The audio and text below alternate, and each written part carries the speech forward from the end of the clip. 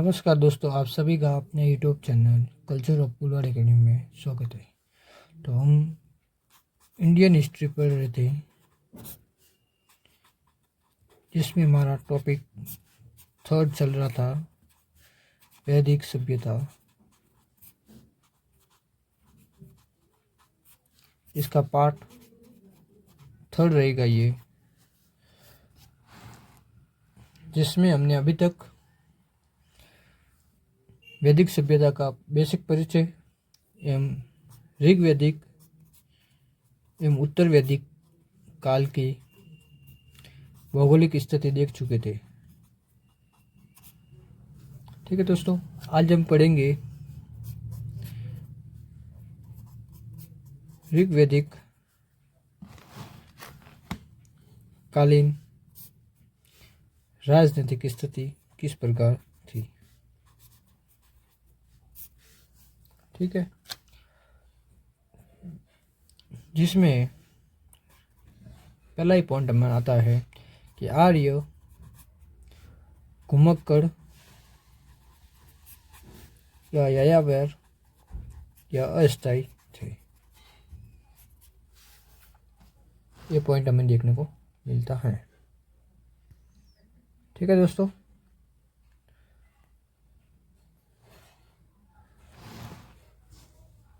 आगे देखते हैं तो आर्यों की पहचान किसी न किसी आधार पर तो रही होगी। देखते हैं तो पहचान का आधार हमें भूमि के आधार पर नहीं देखने को मिलकर, बल्कि कबीले के आधार पर देखने को मिलता था। कबीले का मुखिया सरदार या राजा कहलाता था। इसकी उत्पत्ति, सरदार की उत्पत्ति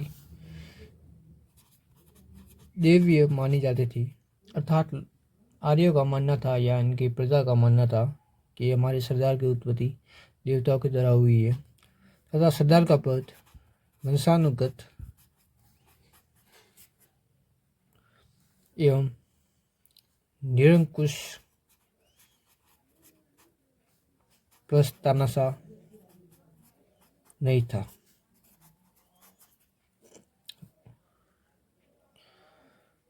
पद तो वंशानुगत था, लेकिन सरदार निरंकुश एवं तानाशाह नहीं था।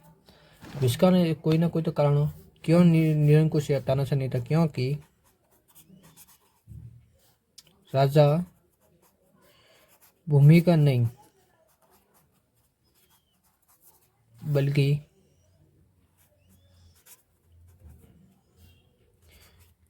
युद्ध का स्वामी होता था। अर्थात ऋग्वैदिक काल में माना जाता था कि राजा भूमि का स्वामी नहीं है, बल्कि वह केवल एक युद्ध करने वाला व्यक्ति है जो अपनी प्रजा की अन्य युद्धों से रक्षा करता है। राजा के लिए प्रयोग होने वाले शब्द देखते हैं तो पूरा भित्ता, जिसका अर्थ देखे तो किलों का विजेता, तब जो किलों का विजय करने वाला होता था उसे पूरा पेता करते, जो ये सब राजा के लिए आ रही। फिर देखते हैं तो गुप्ता जनस्य, ये जिसका अर्थ जनता का संरक्षक होता था। ये राजा के लिए प्रयोग में आने वाला शब्द है। भाई अगला पॉइंट देखते हैं तो राजा भागना लेकर भोग लेता था। अर्थात इस लाइन को हम डिफाइन करें तो राजा भाग ना लेकर भोग लेता था। भाग यहाँ पे अर्थ है हिस्सा या अनिवार्य कर के रूप में प्रयोग हुआ है। भोग देखे तो बलि या चढ़ावा से तात्पर्य है। ये एक ऐच्छिक कर था।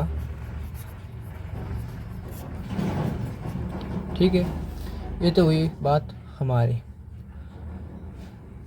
अगला देखे पॉइंट तो हमारे सामने देखने को मिलता है, वेरी वेरी पॉइंट इम्पोर्टेंट। तो हम ऋग्वेद की बात करें तो ऋग्वेद में राजा शब्द का उल्लेख कितनी बार किया गया है? शब्द का उल्लेख तो केवल एक बार इसका उल्लेख किया गया है। ठीक है दोस्तों, यहाँ तक हमने बात देख चुकी है। आगे देखते हैं तो राजा पर नियंत्रित करने के लिए प्रमुख जन संस्थाएं होती थी, जिसे हम एक एक करके देखते हैं। ठीक है, जन संस्था को तो हम बाद में देख लेंगे। अब देखते हैं राजनीतिक स्थिति में ऋग्वैदिक कालीन प्रशासनिक ढांचा, कि राजा का प्रशासनिक ढांचा किस प्रकार होता था। तो प्रशासनिक ढांचे में प्रशासनिक ढांचा जिसमें हम एक डायग्राम के रूप में देखेंगे, जिसे समझने में आसानी रहेगी। सबसे नीचे आता है परिवार, फिर इसके ऊपर आता है ग्राम, विष एवं जन। इस प्रकार प्रशासनिक व्यवस्था हमें देखने को मिलती है। अब देखते हैं हम ऋग्वेद वैदिक कालीन पढ़ रहे तो इसमें उल्लेख इनका कितनी बार किया गया है। तो परिवार का उल्लेख हमें असंख्य बार देखने को मिलता है। वहीं ग्राम का उल्लेख हमें 13 बार उल्लेख देखने को मिलता है। विष का उल्लेख हमें 171 बार देखने को मिलता है। जन का उल्लेख 275 बार देखने को मिलता है। ये उल्लेख हमें ऋग्वेद में देखने को मिलता है। ठीक है, अब आगे देखते हैं तो इनका मुखिया किस नाम से जाना जाता था। परिवार का मुखिया कुल या गृहपति के रूप में जाना जाता था। ग्राम का मुखिया ग्रामणी के रूप में, विष का मुखिया विषपति के नाम से,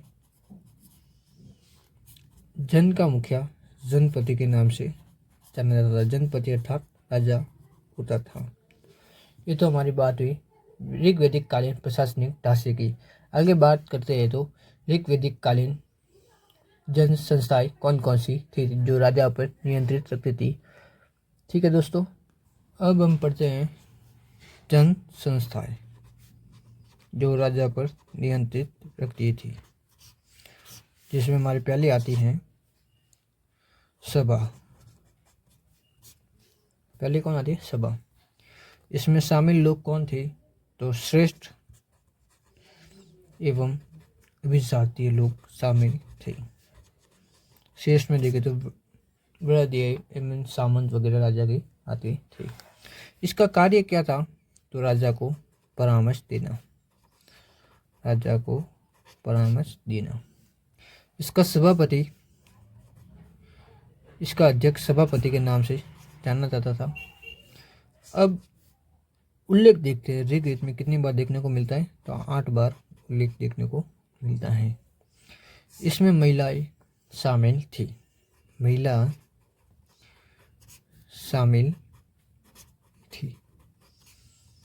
ठीक है दोस्तों। अगली जन संस्था के रूप में हमारे सामने आती है समिति। इसका काम जनता का प्रतिनिधित्व करना था।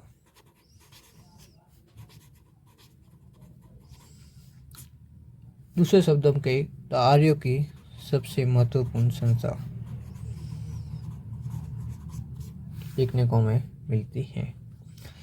कार्य देखें तो राजा का राज्याभिषेक, उपाधि, पदच्युति करना इसका प्रमुख कार्य होता था। इसका अध्यक्ष किस नाम से जाना जाता था? अध्यक्ष ईशान नाम से जाना जाता था। वेरी वेरी इंपॉर्टेंट है, ये कई बार एग्जाम में पूछा गया है, क्वेश्चन है। समिति का अध्यक्ष किस नाम से जाना जाता था। आगे देखते तो उल्लेख ऋग्वेद में कितनी बार देखने को मिलता है? तो 9 बार इसका देखने को मिलता है। नेक्स्ट पॉइंट आता है महिलाएं शामिल थी या नहीं। तो इसमें महिला शामिल नहीं थी। सभा में शामिल थी, समिति में महिला शामिल नहीं थी। अगली संस्था के रूप में हमारे सामने आती है विदत।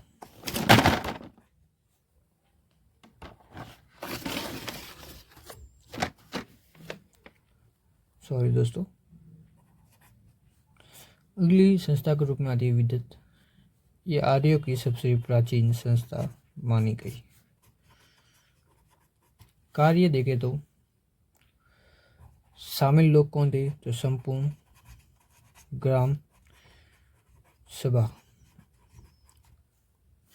कार्य परामर्श दात्री संस्था। अध्यक्ष वीतपति के रूप में जाना जाता था। अध्यक्ष दोस्तों वीतपति के रूप में जाना जाता था। उल्लेख 122 बार हमें देखने को मिलता है ऋग्वेद में। महिलाएं शामिल थी इसमें। अगली जन संस्था में देखें तो गण।